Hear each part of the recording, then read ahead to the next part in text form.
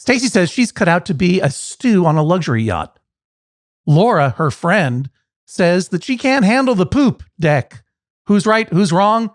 Press a button and find out. Oh, and by press a button, I mean press subscribe, like, share, and then press play and watch this episode of Judge John Hodgman. Here we go.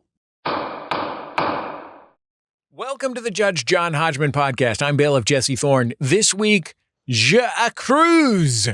Laura brings the case against her friend Stacy. Stacy loves the reality show Below Deck about the lives of people working on luxury super yachts. Stacy says she's a natural lil yachty and would be a great member of the crew and the show. But Stacy's friend Laura says she can't handle it. So does Stacy's husband. And so does Stacy's own mom.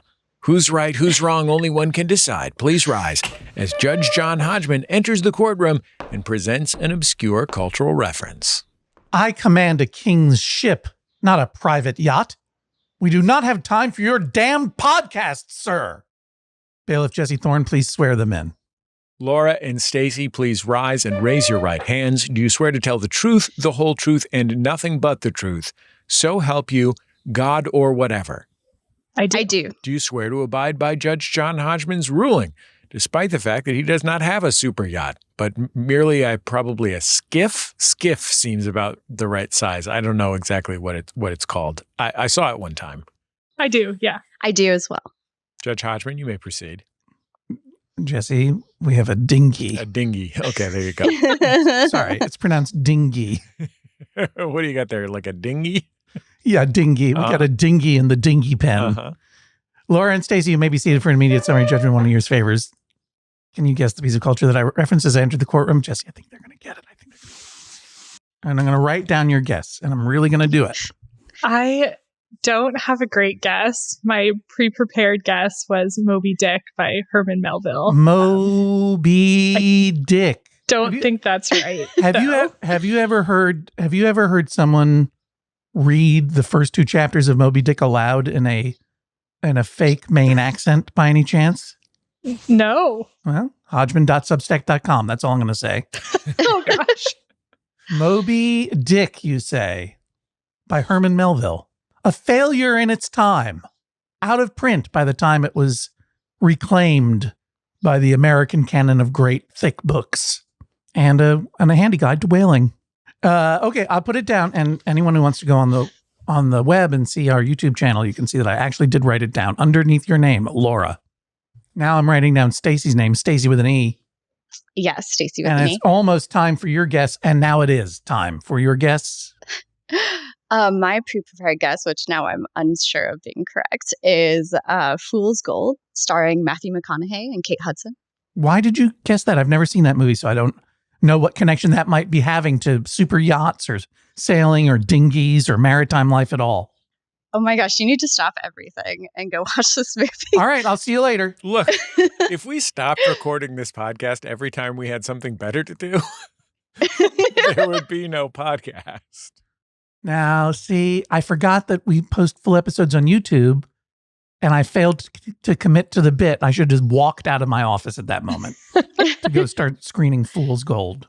Yes, it's an action-adventure romance, and they're on a mega yacht looking for treasure. Yeah. All right. Stacy told me she watches that movie like at least once a year, which is hard to believe. It's a good summer film, like to get you ready for summer. In 1715, in celebration of the marriage of King Philip of Spain, the largest treasure fleet in maritime history set sail from Havana, Cuba. The $500 million worth of gold, silver, and jewels came to be known as the Queen's Dowry. What am I quoting from, Stacy? That is a description of Fool's Gold. That is on-screen text. Florida didn't ruin your life. Wow, these are all other people. Who's Tess Finnegan? Is that Kate? What's her name? Yes. Something wrong? Why would anything be wrong? We just had sex in a church and we're not even married and now we're going to dig up a grave? This is a good movie. I mean, what is that, like a triple sin? Surprised we haven't been struck by lightning. That would have been a great guess if that had been the quote, but that was the wrong guess for this quote, as indeed all guesses are wrong. What was I quoting, Jesse? Master and Commander, the Far Side of the World. Master and Commander, the Far Side of the World. Russell Crowe, Paul Bettany, a lot of great British character actors that you would now recognize. including children actors who have now grown up. Oh, directed by Peter Weir, by the way. Peter Weir. Who brings this case to this court? Is it Laura or Stacy? Who's the complainant? I bring the case. Laura, first, before we get into it, you both love to watch Below Deck. I've dipped in and out over the years, and I have my faves. Can you explain to the listeners at home who may not be familiar with it what Below Deck is? And I just want to preface this by saying we're not getting any yacht money out of this. Andy Cohen has not given me any isn't getting me any sponsorship deals on this. Although maybe Jesse Thorne, maybe you and I can parlay this into a spot on Watch What Happens Live sometime. Yeah, watch what's not happening live. Well, I guess that ruins that. Okay, there we go. We are definitely not sponsored by Below Deck, but go ahead and tell people what it's all about, Laura. Yeah, so Below Deck is a reality TV show on Bravo and streaming on Peacock if you're trying to watch it. Okay. Easy with the plugs. I just like people to be able to watch it if they want to. Okay. But the way I describe it, why I like it, is that it's like a bunch of shows in one. So it's people who come on to super yachts for like a charter for 3-ish days. And the reality show follows the crew of the super yacht while they're chartering for different groups of wealthy people. Right. So the super yacht is really fancy and they go to really pretty places. So it's like a travel show and you get to see that. And then there's a chef and they're always like cooking good food. And so you get to see that. So there's a food show element to it. That's true. Food show.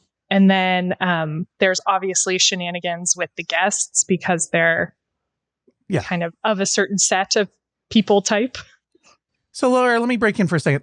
So you're right. It's a food show. It's a travel show. And it's an upstairs, downstairs kind of show where they follow the lives of the crew members below decks, such as the show's named, and then the very, very wealthy people who charter these things. And when they cast these people, because they do pick them out, they don't just randomly assign people to work on these things for television. I would say that the downstairs segment, the crew segment, would you say they're casting for hotness? Yeah, they're all pretty good looking, I would say. Yeah. Yeah, they're young people, some of whom have been in the yacht world for a while, some of whom haven't, and what they're hoping is that there's going to be a little bunk romance, perhaps. It's going to shake things up. I also think the like in between the management, they cast for that too, like because they have the captain and then the middle management and then the workers, and so I think they're also really casting for like either really good or really bad middle and upper management. Sure. And so it's like a workplace drama also. So, but the below deck, so you have the food show and you have the travel show. Then you have the yachties, the people who are working on the thing. They're the smoke show. And then would it be fair to say that when they're casting the wealthy guests, they're looking for the freak show? Probably. Yeah. Yeah. All right. So that's what Below Deck is. Now, Stacy, you also like to watch this show, right?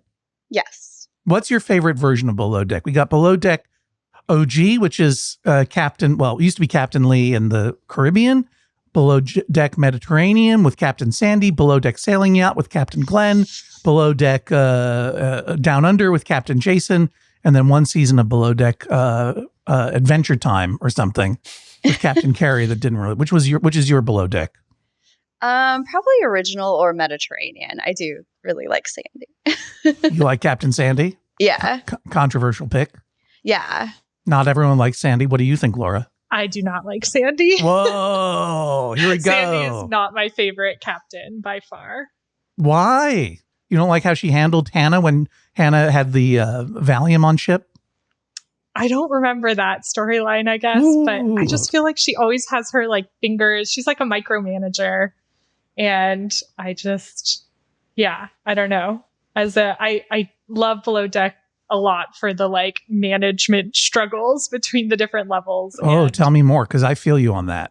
I mean, Captain Lee has his... Captain Lee, everyone loves Captain Lee because they call him Boat Daddy, and he says things like, I'm madder than a pissed-on chicken. Yes. Yes. But here's where I stand. I first started watching this because I really wanted some sailing content after I broke my brain and my shins learning how to sail. By the way, I don't do it anymore. Too scary, too painful to shins. Here's where I'm with you. I love, and this seems cruel, but I love to see people reprimanded on below deck by the captains. Not because I love to see people fired, although sometimes that happens and it can sometimes be very gratifying. But I am into competency porn, and when someone can't be competent at their job, particularly when they can't call the right distance between the boat and the pier, and they almost have a crash, and someone's got to talk to somebody else, I'm like, I love it. And I love when Captain Lee gets a little mad, but then he also points out, look, you just need to learn this stuff because I want you to thrive. But this comes to you, Stacy. Why should I not fire you immediately from your dream of being on below deck? It's a hard job. What makes you think you can do it? I have a controversial opinion, and I think it's not a super hard job. You have the skill sets to do it. You already have the skill sets to do it. You don't think it would be a hard job. You would like to be a part of the smoke show or the freak show. You're not going to charter a yacht. You're going to go work on one in your fantasy? Yes, that's the argument at hand, is I could work on one. What position would you like to work? Oh, stewardess. I think you might need a little more specialty skills to be a deckhand. Oh, okay. And the stew crew, they're the interior crew. They deal with everything inside the boat. Yeah. They do the laundry. They do the housekeeping. And then at night, they serve the food and the far too much wine and liquor to Roy Orbison Jr. and the other weirdo cohorts who chartered this yacht. And then they deal with them and then they clean up afterward. That's what you want to do. Yes. Why? Why do you want to do it? Well, the argument isn't about wanting per se. It's whether I have the skills and the ability and the demeanor to do it. And I think I absolutely do. What? Tell me, pretend I'm Captain Hodge and you want to work on my dinghy. Okay. Well, to start off. As a chief stew. Tell me. It takes 20 minutes to clean. You don't know how long it takes to clean my dinghy. My standards are extremely high. Well, okay, going off that, I think attention to detail is super important. So I think I have that. Why? What experience do you have? Have you ever cleaned a boat before? Have you ever been at sea? No, but I have been at sea a bit, yes. But not for stewarding, I should preface. Okay. What is your experience at sea? So I'm a scientist, and I worked on a scientific boat that went out and collected data on a transect of the Pacific Ocean. And What's a transect of the Pacific Ocean? I'm a ship's captain, and I don't even know. So basically, they have this set line that they do every the exact longitude and latitude that they're doing every single year. And they're collecting data in the exact same data points every single year to collect a large segment of data. So what I collected in particular was how productive the ocean was. So I was looking at I was running through nutrients essentially to see how productive the ocean is. Yeah. What are you doing, a semi-annual review on the ocean? Yeah. Well, we've been looking here at your stats, and I have to say, we thought you've not been meeting this year's goals. They were not. The year I went out, it was not looking good for the ocean. Just give the ocean a break. Haven't we done enough to it that we don't have to be reviewing it, giving it a performance review at the end of the year for a 3% annual raise? At the very least, we should be giving automatic cost of living adjustments to the ocean. Yeah. Truly, given the fact, if we treat it any more badly, it's definitely going to turn on us and destroy us, which is pretty much aiming to do. And it wouldn't be wrong.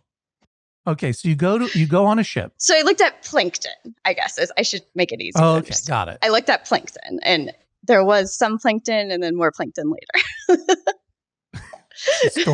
That's basically the story of Moby Dick. There's probably a plankton chapter in Moby Dick, just like that, but a lot longer. Okay. So you're a research scientist and you're going on a boat. You don't want to reveal a lot of details about your career, so we'll just call this Mystery Boat. You're going out on a mystery boat and you're measuring plankton. Yeah, and there's a bunch of other, it's not just me out there measuring plankton. Someone's counting birds, and someone's counting whales, and someone's looking at fish eggs. It's a whole crew of people collecting different ocean data. Whole bunch of counters. Yeah, a lot of oceanography data. Okay. I feel comfortable saying out loud, She's obviously on the voyage of the Mimi on PBS with Ben Affleck. So you have your sea legs. Yes. How many hours would you guess you spent at sea? Oh, I mean, okay. I've spent a lot of time outside. So that cruise was about 30 days straight. And it was super rocky. Like you would sleep and like move in your sleep because it was so rocky in parts of the ocean. I also was a sailing instructor for a few years while I was in college. So I spent a lot of time doing that. But a lot of our research was based on the Channel Islands. And so I've gone out to the Channel Islands a significant amount of times. I also lived on Catalina Island for a while. I've been on a lot of boats. You've been on a lot of boats. You've been on a lot of islands. You've moved around a lot. Living on Catalina Island qualifies you for below decks golf cart. Yeah. Well, okay, like I was around a lot of yachties, and we actually called yachties the rich people who live on who like come out to the island. So I have a very different experience with like yachties. Right, because in below deck parlance, a yachty is someone who works below decks as a crew member who takes, who goes on multiple charters per year. They just spend their professional lives going from boat to boat to boat, working. But you referred to yachties on Catalina as the people who owned the yachts or the pleasure sailors. Here in this studio, yachties are guys that collaborate with Big Baby Dram on the song Broccoli.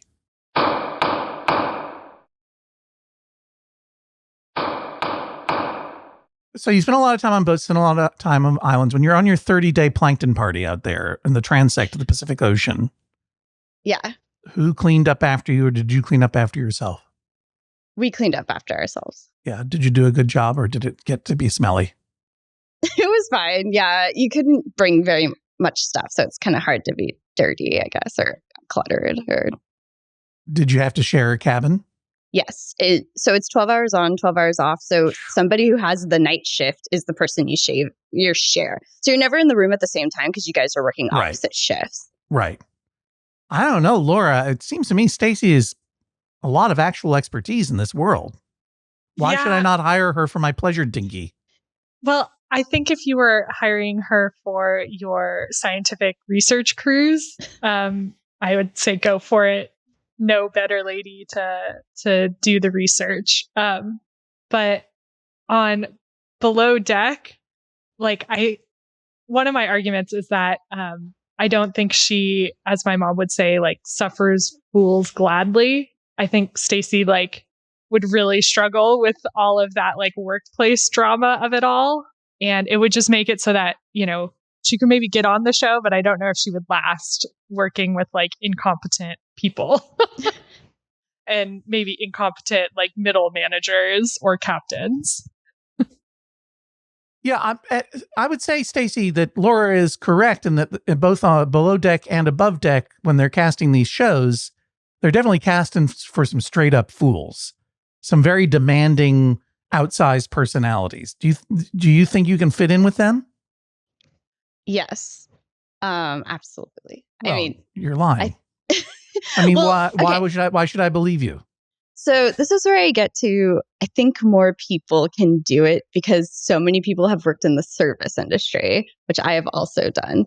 And I think you put your pride aside a lot. And for all those jobs, I made minimum wage or slightly above minimum wage. And I did all those gross things and dealt with difficult people. And you get paid so much more to be on one of these mega yachts. And so I feel like if you didn't think you could do it before, for the right amount of money, you probably could deal with these fools and make it work. Don't you think your resilience would and your ability to put up with and suffer those fools sort of dwindle as day after day goes by of filling up buckets full of champagne and super soakers full of tequila for Roy Orbison Jr. or whatever? Yes, but I also feel like I thrive in that environment. I love work drama. My coworkers always joke that I'm I love to collect the gossip at work. So I feel like I would just dig it. And then on top of all of what you just mentioned, one aspect of working as a field biologist is you work in the field with the same crew for months at a time. And It's absolutely the same experience where you're man, if I have to hear that story about the one time you went to that one place one more time. So they start to drive you crazy, but you just sort of figure it out. And that job was that I'm thinking of was like way more manual labor than being a stew is. So it's like you're way more exhausted, I feel like, in that setting where you're like backpacking or something. Laura, Stacy thinks she can handle it. Yeah. Which is just by the level of delusion that I think that the Below Deck casting team would love to have in someone that they're going to shove into that laundry room.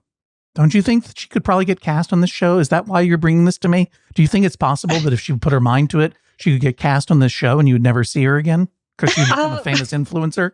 Oh, God. I think some of her arguments are compelling, but I don't think she'd have a good time doing it. And I think she would quit before the season ended. And then I also think that she's maybe thinking about herself and all these experiences that she did in her early 20s, let's say, and maybe not who she is right now. Well, how do you both know each other? I have a good story about how we met if you're interested. I would enjoy that story. And maybe shows my tenacity, perhaps. So I first moved to Reading and I had no friends. And when you showed up in Reading, did you say, I didn't come here to make friends? So I was on the lookout for trying to make any friends that were like-minded, like myself. So I went to a coral reef talk, which is funny because we're not very close to any coral reefs, but it was about coral reef bleaching. Sure.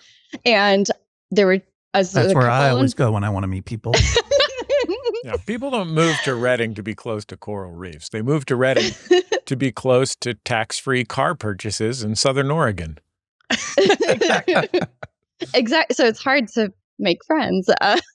So anyway, so I was at this talk and I saw people and they had like cool stickers on their water bottle. And then the talk kind of turned into this weird argument about chemtrails. And this poor like PhD scientist was like, I don't understand what you're asking about chemtrails. And Laura was the one who raised her hand and said, how do we know that birds are even real? I want to talk about the chemtrails and the robotic pigeons that followed me here. And I was like, that's the girl for me. No, so they left during that section. So that was like a clue that I was like, I bet we could be friends. So I chased them out and I was like, I just moved here. I don't have any friends. Will you be my friend? And they did become my friends and they invited me out that next week. And I met Laura because they worked with Laura. Oh, got it. Laura, are you a boat person?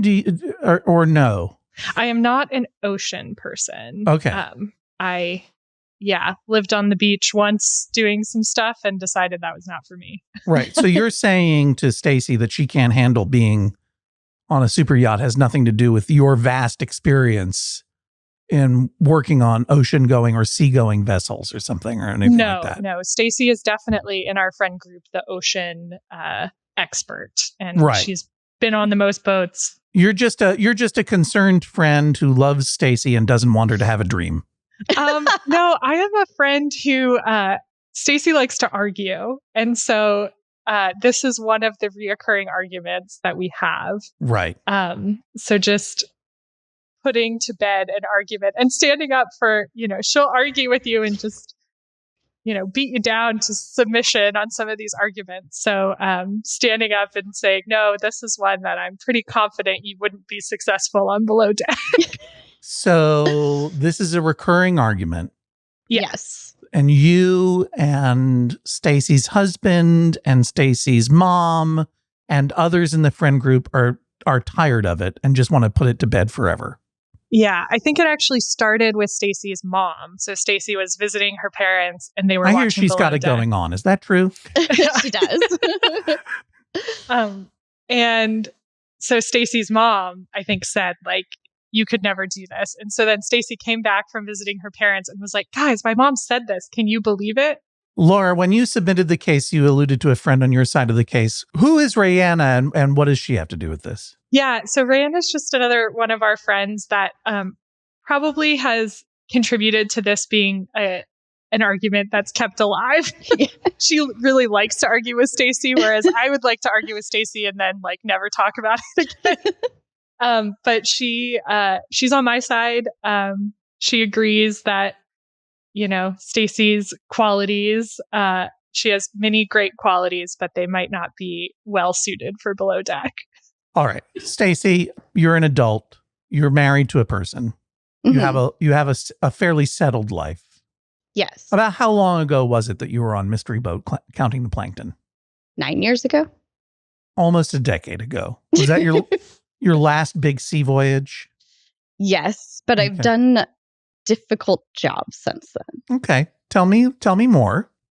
I mean, I worked in fisheries for a long time, and out here that involves salmon, which Okay. I don't know if you're familiar with, like the life cycle of salmon. Intimately. But because some of our listeners may not be, why don't you explain? Okay, so it's kind of beautiful and they're amazing. So they come from the ocean as adults. Finally, I figured that out. I thought that they came from caves. So we have 4 runs of salmon, and they're all named after when they pass through the Golden Gate Bridge, basically. So like fall run, winter run, spring run, and they all have different life histories. 4 seasons of salmon pass under the Great Golden Gate.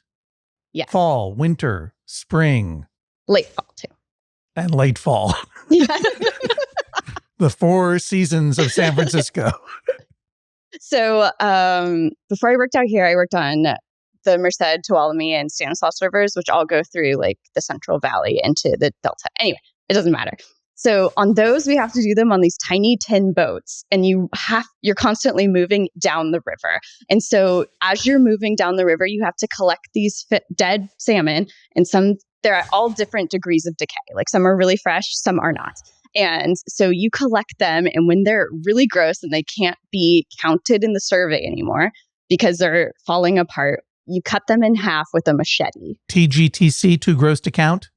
Yes.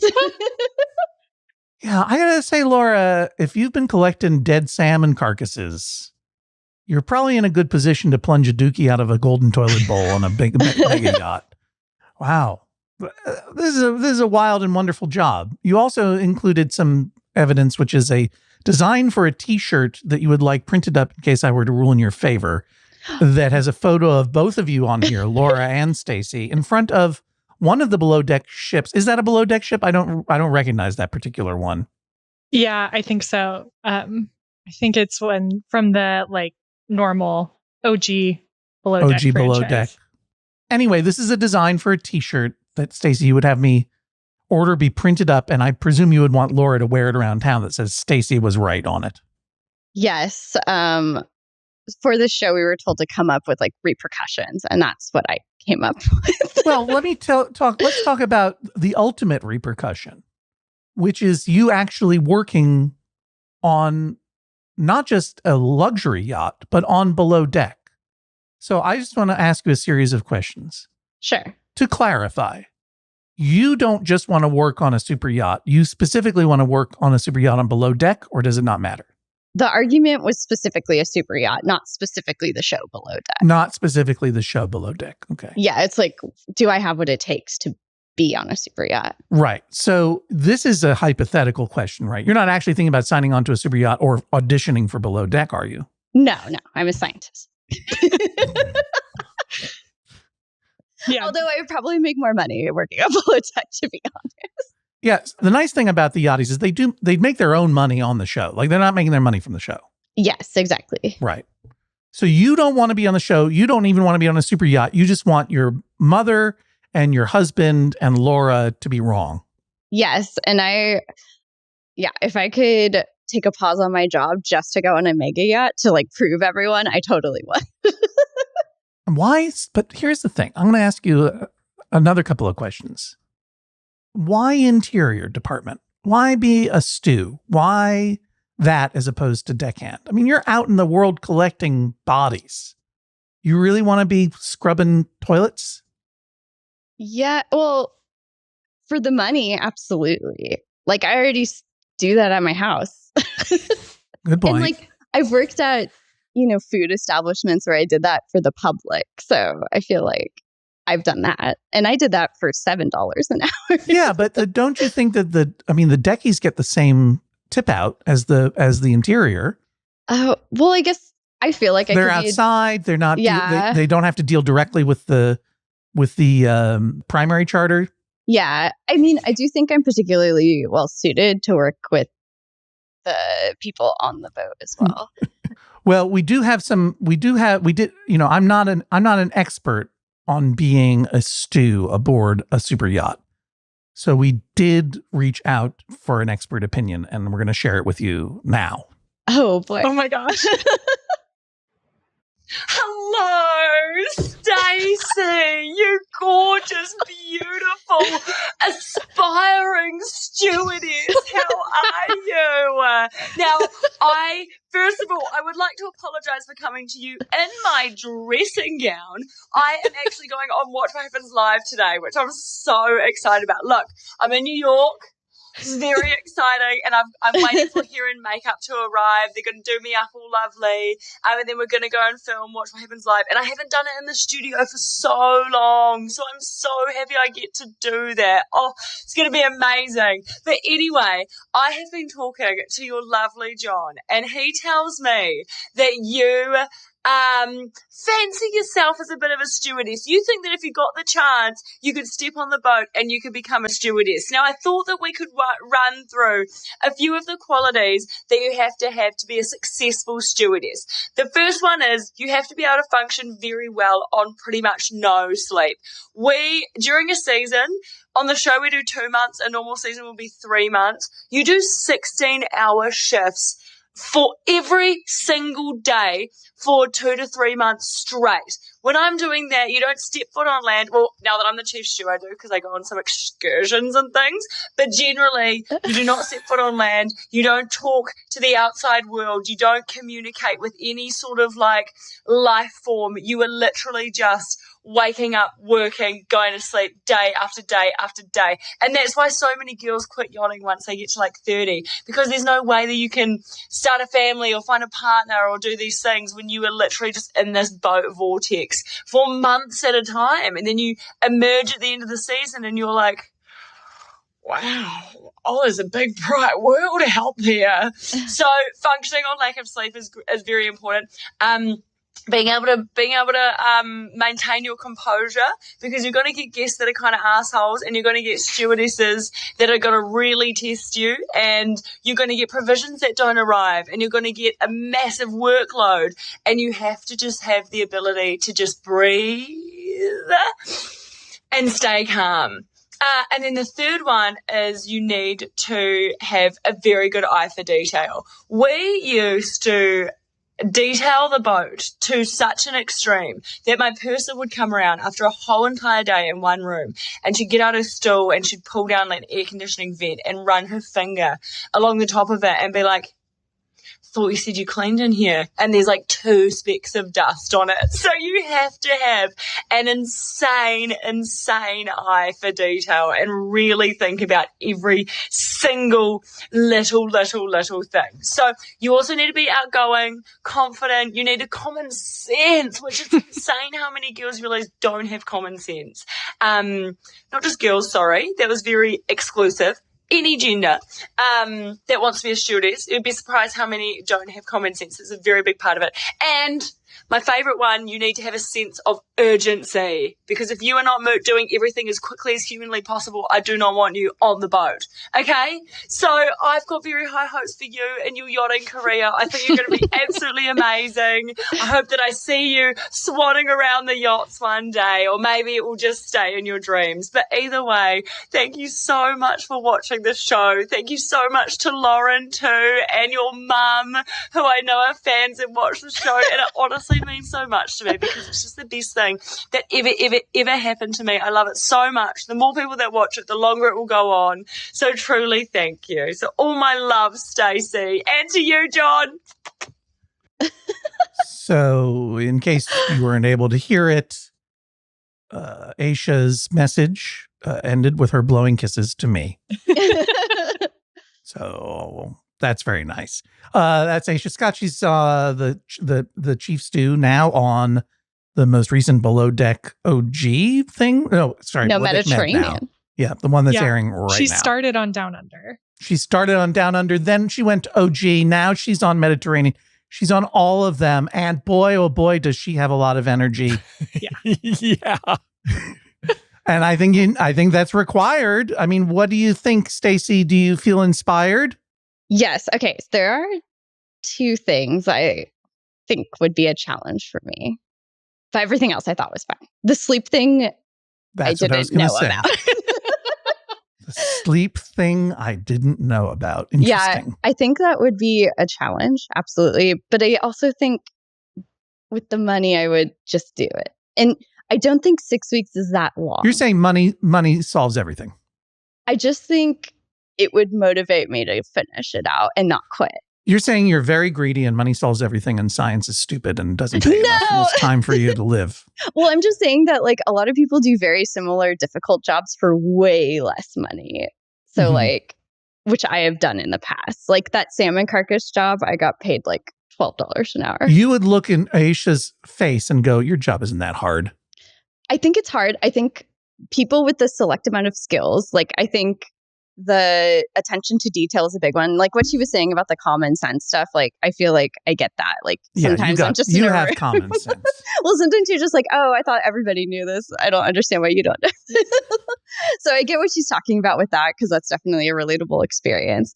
And then just like being able to work under pressure, I think is also just a trait that some people have and some people don't have. And I think I have that. I think being able to like swallow your pride and just like not overreact or not be able to get into a fight, especially when it's completely unnecessary, and just being thick-skinned in general, I think is like. Well, then really why can't you swallow your pride and accept that your mother and your husband and your friend Laura and Rihanna don't believe in you, but you don't care about the haters because you know inside it's true?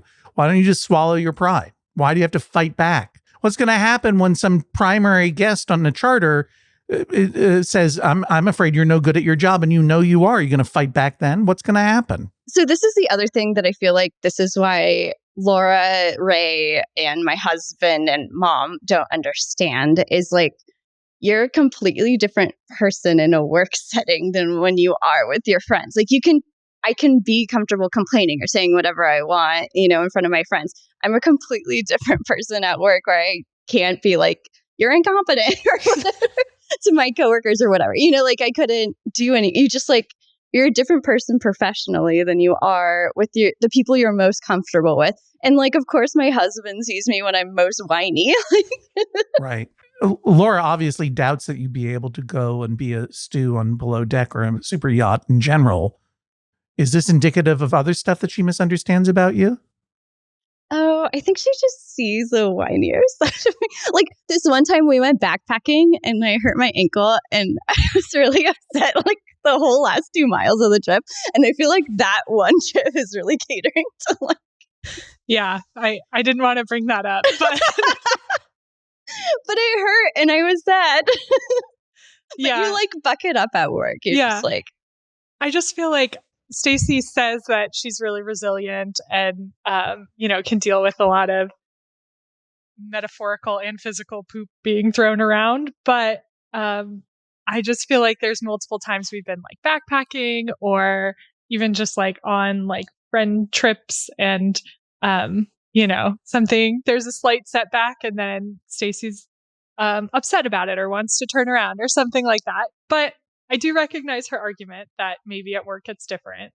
Laura, this is hypothetical. Stacy says she's not going to audition for Below Deck. She's not going to apply for a job in a super yacht, which is, I think, frankly, a waste of her life. But whatever.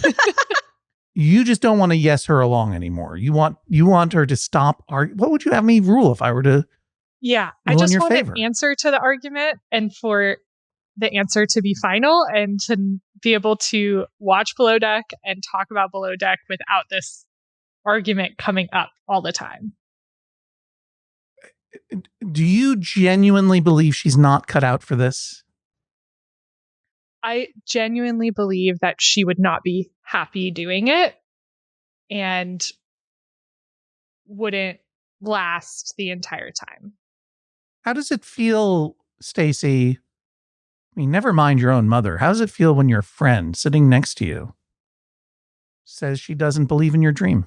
I mean, the reason I brought up the whole issue in the first place was because I was so certain that they would be like, oh yeah, of course she could do that.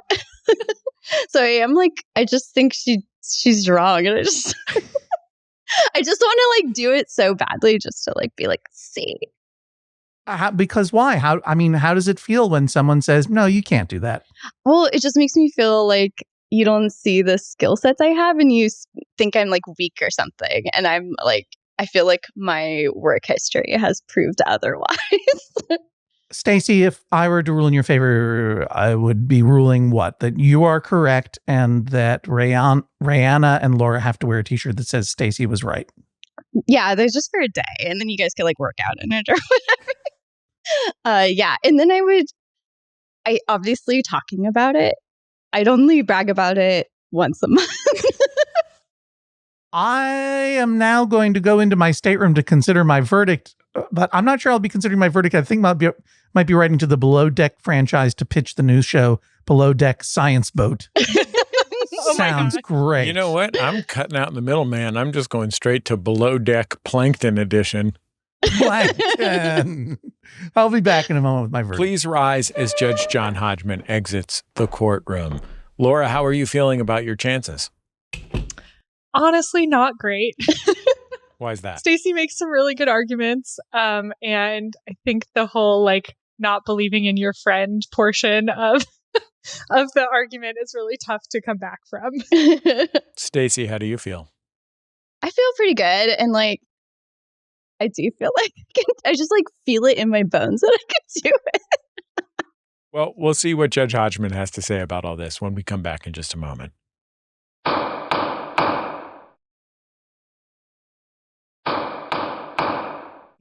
Watch out, America, because here comes Jesse and John. Why, that's us. Are you suggesting that we are perhaps going back on the road? We're taking this court on the road. It's road court.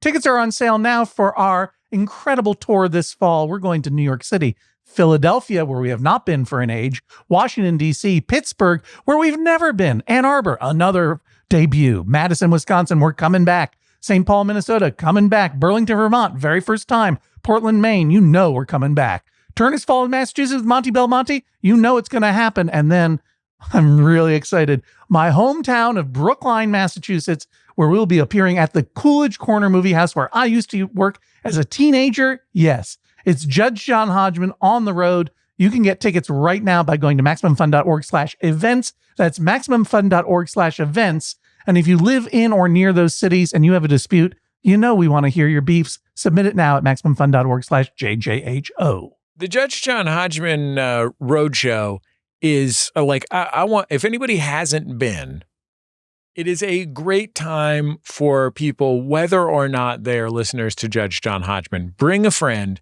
because this is a fully featured program. You don't need to know the lore.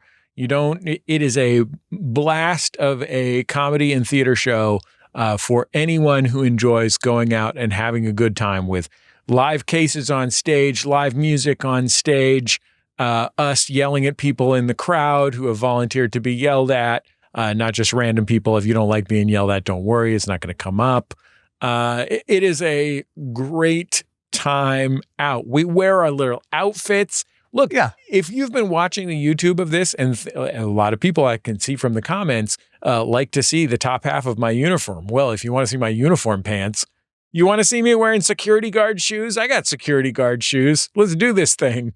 It's a great big fun show, and you know, not to cast any aspersions, but it's one of the rare podcasts where the hosts actually stand up on stage and put on a real show. We have a lot of fun, and it's always really fun to see you. And it's obviously better when you're there. Tickets are on sale now.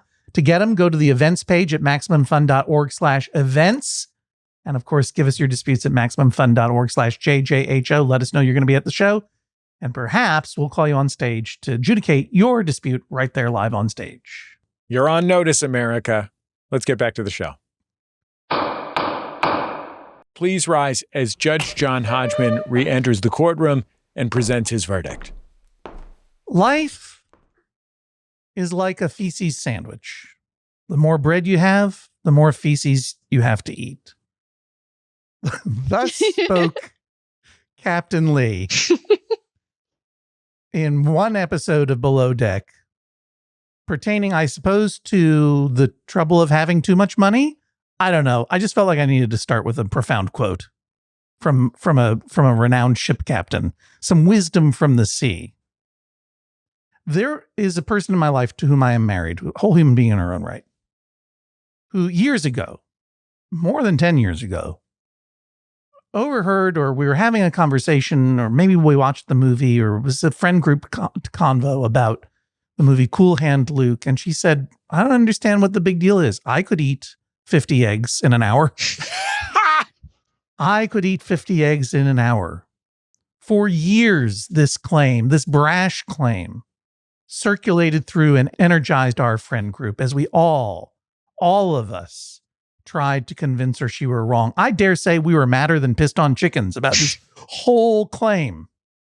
Indeed, my friend and co-creator of Dicktown, David Reese, made a poster so that he could talk about this incredible claim on stage. And I believe I have the poster here. Hang on, I'm going to grab it.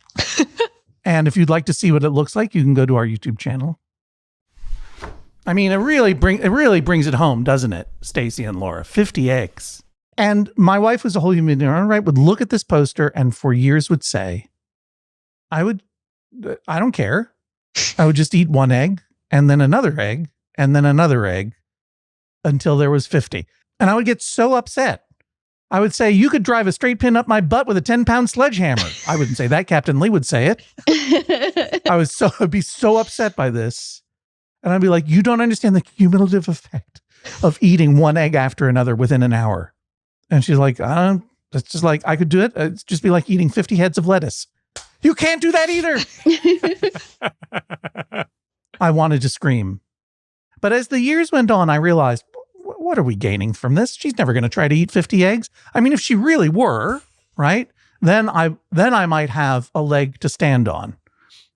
But since she wasn't, to quote Captain Lee again, I felt like a one-legged man in an ass-kicking contest. I didn't have a leg to stand on because it was purely hypothetical, Laura. Purely hypothetical. If she were going to do it, I would have that leg to stand on and I would have to say, please, I love you. I want you to live. Don't do this because you will get sick. It could be very dangerous. It was in a movie. That doesn't mean not even Paul Newman could do it. Like, I don't want to step on your dreams, but I also don't want to have to drive you to the hospital with egg poisoning or whatever. But over time, I realized, what do I gain by trying to talk her out of this? What does it do to our relationship for someone, whether it's a loved one or a friend or whatever, say, I believe I could do a thing, to say to that person, no, you can't. If it doesn't matter and it's never going to happen, I don't think convincing the other person that they're wrong about their own dream, whether it to be a stew on Below Deck or to eat 50 eggs in an hour, it is worth the effort compared to, I think, the challenge that it puts on the relationship. And this is especially true in this case because, and this is especially true in a case of like Stacy's where it's completely hypothetical. Like, she's not going to leave her husband to go on Below Deck or to go on a yacht. I mean, you've gone on the boat for science. Now can't you do it for money? And if it were the case that I agreed with Laura that Stacy couldn't do it, or that it would be dangerous if she were to even try, and it seemed like she was going to try, then I could almost understand the argument. But as I have met and gotten to know Stacy and her salmon carcass collecting ways, I'm like, yeah, there are very few people who are more qualified than Stacy to go on a reality show right now. This is an obvious yes. Yay. Like if I were doing, now I don't do casting for Below Deck, but if I were, I would be like, yeah, let's give this person a try. What's the worst that could happen? You know, I bet they could probably do well. Now I do think, do I agree with you to a certain degree, Laura, that there is the cumulative effect of day after day of 16-hour days of exhaustion that would take a toll on someone who isn't as young as we all used to be. I mean, the same thing that gave Stacy herself pause when she saw the video from Aisha about, the sleeplessness. I mean, sleep deprivation is really, really dangerous. It's not only dangerous physically, it's also dangerous to decision making. Do you know what I mean? Like, I could see that it could be a little bit more than she bargained for, but overall, I don't see why this wouldn't work in some way or another. It could be her 50 eggs, but I don't think it's so dangerous that I would feel compelled to stop it. But I am not your friend, either of your friends. I am your judge, both of you. And my judgment is clear. Like, yeah, she could probably get hired and would probably do a good job. And I hope that she would have a good time. And I think that that's really where you need to be as a friend, Laura. I'm happy to quash the argument, but not for the reason that you like. Not for the reason of like, convince her she can't do it. Because why? Why would I even do that? I'm not a cruel person. You know what I mean? Like, she's chopped up dead salmon on a moving boat and got salmon guts in her face. I kind of feel like she can do anything. And I kind of feel that she deserves to have your back and her husband's back, and I would say her mother's back. Because it's very, very unlikely that she's going to even try. And if she were to try, I think she'd be, unlike eating 50 eggs, I don't think it's 100% likely that she'll regret it. I think there's a possibility of that this could turn into 50 eggs for her, but I don't know that that's necessarily true. And it's her life. So obviously I find in Stacy's favor. And I do order you to wear the t-shirt for one day. And Ray to order the t-shirt? To wear the and t-shirt. Ray also have to order. Here's the thing. I like the t-shirt design, but what I'd like you to do, Stacy, actually, is get some boat uniforms. Like the whites. What they call the whites, which are the white shirts with the epaulets that they wear whenever they're ushering these lunatic guests onto the boat or off of the boat, where they have to look their most formal, so like black slacks and this white sort of naval style shirt, right? And I want you all of you to get them. and on below deck, if you're chief stew or first stew or second stew, your epaulets have different stripes on them designating your rank. I want you to line up your friends, maybe on the back of a nice boat if you can get out on the water for a weekend. And I want you to, instead of the t-shirt that says Stacy was wrong, where their name would be, where the name would be embroidered, just says Stacy was wrong on it.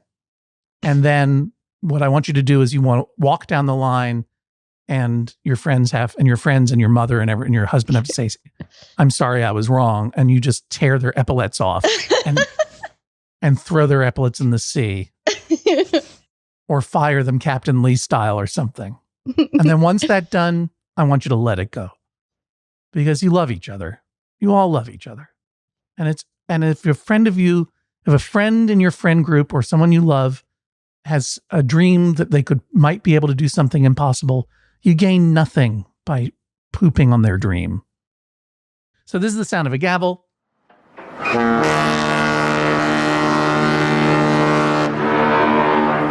Judge John Hodgman rules, that is all. Please rise as Judge John Hodgman exits the courtroom. Stacy, how are you feeling? Good. I do want to defend Laura, though. I brought this upon myself and asked them. So they were like, I don't know, they're good friends. But I do feel really, really, really good about this, especially because it's been like so many years in the making. Laura, how do you feel? I think it was coming. Yeah. So I'm not surprised. I do think Stacy could do it if she put her mind to it, but yay. How are you going to feel when you see your friend on Bravo being transformed into a weird caricature of herself? Yeah, Stacy on Bravo would be fun to watch. Well, Laura, Stacy, you're both heroes to me. Thank you for joining us on the Judge John Hodgman podcast. Thank you. Thank you. Another Judge John Hodgman case is in the books. We'll have swift justice in just a second, but first, our thanks to Redditor_Magpie_ for naming this week's episode. If you want to name an episode of Judge John Hodgman, join us on Reddit at maximumfun.reddit.com, or if you just want to check out other people's dumb puns, because they are truly a joy. Evidence and photos for this episode are posted on the episode page at MaximumFun.org, as well as on the Judge John Hodgman Instagram, which is Instagram.com/Judge John Hodgman. You can also watch video of this episode on TikTok and YouTube at Judge John Hodgman Pod. Follow and subscribe to see our episodes and video-only content. Yeah, and thank you to Cuppy Colburn over on Apple Podcasts for your very kind review of the Judge John Hodgman podcast, the one you're listening to right now. Cuppy says, I started listening to the show on my first solo cross-country road trip. Not only does it remain one of my favorite podcasts of all time, but to this day, every time I hear the gavel drop, it gives me a sense of nostalgia for that very first trip, but not in a toxic way. And then Cuppy, Jesse, adds 3 heart emojis. Oh. 3 heart emojis, but 5 stars, which is really, really lovely. Thank you so much, Cuppy. And speaking of road trips, we are heading into the summer travel season. It's a great time for you to load up your device with podcasts to listen to, maybe as you're heading to the beach or whatever you might be doing, or to recommend the podcast to anyone you know who's going on a road trip or an airplane ride or a hot air balloon journey or a Zeppelin voyage, or maybe it's just something you'd like to listen to. You walk around in the cool of the morning before it gets too hot outside. Please recommend Judge John Hodgman if you like it. Your reviews on Apple Podcasts or wherever you get your podcast, your shares on YouTube and Instagram and on TikTok and even Facebook, they really do help people discover the podcast, which helps us keep bringing it to you. So thank you. Judge John Hodgman, created by Jesse Thorne and John Hodgman. This episode engineered by Eric Allen and Mark Miller at Black Box Sound Company in Redding, California. Our social media manager is Natty Lopez. It was nice to see Natty in real life. Natty came and visited the office. We had lunch at Antojitos BB, and Natty... I heard about it. Natty brought some cookies that she made with her dad in West Covina. Natty's a real person, not a myth, a real one. Yep. And I heard about that lunch and I'm very jealous. I can't wait to get back out there to California to have some food with you and maybe serve some justice with you. Stay tuned. Yeah, John, look, we could be eating baleadas right now. That's a type of Honduran bean egg quesadilla thing. Anyway, this podcast edited by AJ McKeon. Our video editor is Daniel Spear, with whom I also had lunch this week. He and I had lunch at La Abeja. Why do you keep bringing up these lunches? Oh, I love lunch. So jealous. Yeah. Our producer is the ever-capable Jennifer Marmer, now Swift Justice, where we answer small disputes with quick judgment. Jennifer, who is not Jennifer Marmer, says, someone in my home uses a knife to turn a burger in a pan and not a spatula. Please stop them. I mean, sometimes you just got to turn that burger over, and sometimes you got to do it real quick. You may not have planned, but all of a sudden, because burgers cook quick. So I get it. But here's why you don't want to use a knife. With a spatula, you can pick up the burger and then, as best as possible, lay it down relatively easily away from you so you don't get splattered with hot grease the way I did yesterday when I was making this halibut. With a knife, that flip is going to be a lot less gentle and a lot harder. And that means whether it's you or your backsplash, you're going to get covered in hot grease. And unless that's your thing, you don't want it. So that's an actual, genuine, non-joke answer to that dispute. Jennifer, not Jennifer Marmer, whoever it is in your home who's using that knife to turn a burger, they're wrong. We talked about Below Deck, speaking of TV, which is both a reality television show and a workplace drama. I would like to hear about your workplace dramas and disputes. Does your cubicle mate have terrible taste in decor? Is there hot beef between the produce department and the deli counter at the grocery store? There better not be hot beef in the produce department. That would be bad. Did someone take your yogurt from the shared fridge yet again? Send us your workplace disputes at MaximumFun.org/JJHO. And by the way, if your workplace is a super yacht, absolutely send them in. I want to hear about them. Yeah, no matter what your dispute is, send it in to your favorite messy boys that live for the drama at MaximumFun.org/JJHO, because big or small, we settle them all. And remember that if you are a member of MaximumFun.org, if you've gone to MaximumFun.org/join, we will answer your question, whether it is here on the main feed or in the members-only monthly Membo mailbag that we have been recording every month exclusively for the members of Maximum Fun. We'll talk to you next time on the Judge John Hodgman podcast. Bye. Maximum Fun, a worker-owned network of artist-owned shows. supported directly by you.